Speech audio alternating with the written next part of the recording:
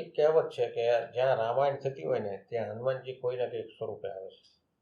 હા આપની રામાયણ ઘણી રામાયણ આપણે રામકથા આપણે કરી છે. હા મેં ઘણી કરી રામકથા. કોઈ એવું આપણને અનુભૂતિ થઈ કે હનુમાનજી કથા સાંભળવા કે હનુમાનજીની ઉપસ્થિતિ હોય?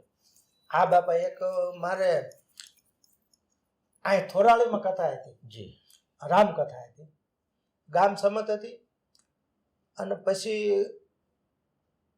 બહુ જ વાવાઝોડું આવ્યું બાપા, અને ડુંગરની ઉપર કથા હતી, મંડપ ને બધું નાખેલું હતું. તો એ વખતે હનુમાનજીનો લંકામાં જવું એ પ્રસંગ ચાલતો હતો. અચ્છા, બરાબર. અને પછી મેં હનુમાનજીને વિનંતી કરી કે જો એ બધું વાવાઝોડું આવ્યું ખરું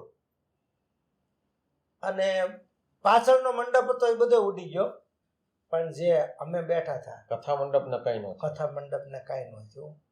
અને પછી મને એવું બાપા આપને કહી દઉં કે મને એવું કાનમાં એવી ઝાંખી થઈ કે તું કથા બંધ ન કરતો ચાલુ રાખે. આ તો સાક્ષાત ચમત્કાર જ થયો. આવું મને. અને થોરાળી ગામના હજી પણ બધા કહે છે કે બાપુ આપે જે કથા કરીને જે પવનમાં નીચે બધાના છાપરાના પતરા ઉડી ગયા બાપા, એટલો બધો પવન.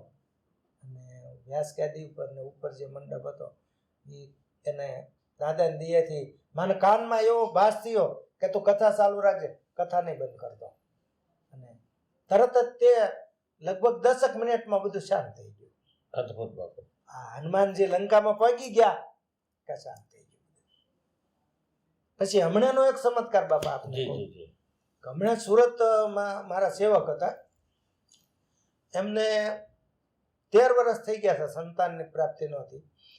આપણે અહીંથી દાદાની બાધા આપી કે ભાઈ તમને સંતાન થાય છે એમ.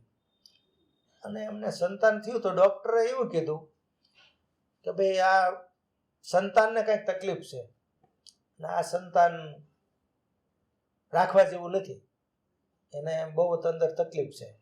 એટલે એ રડી પડ્યા બંને જણા. ને મારામાં ફોન આવ્યો તો મેં એવું કીધું કે ભાઈ તમે બીજા ડૉક્ટર પાસે જાઓ. 3 ડૉક્ટર પાસે રિપોર્ટ કરાવ્યો તો પડી આવ્યું. મેં કીધું તમે 10 દિવસ ખાલી ખમી જાઓ ને, પછી તમે એવું લાગે તો દઈ આવજો દવાખાને. તો મેં એમના રાતે 1 વાગ્યા પછી મેં 11 સુંદરકાંડ કર્યા. હવે તમે જાઓ 10મા દી કીધું તો ડૉક્ટરે એવું કીધું કે ભાઈ આ કોઈ તમને કોઈ દેવી કે કોઈ ભગવાનનો ચમત્કાર છે કે આ બાળક કમ્પ્લીટ છે.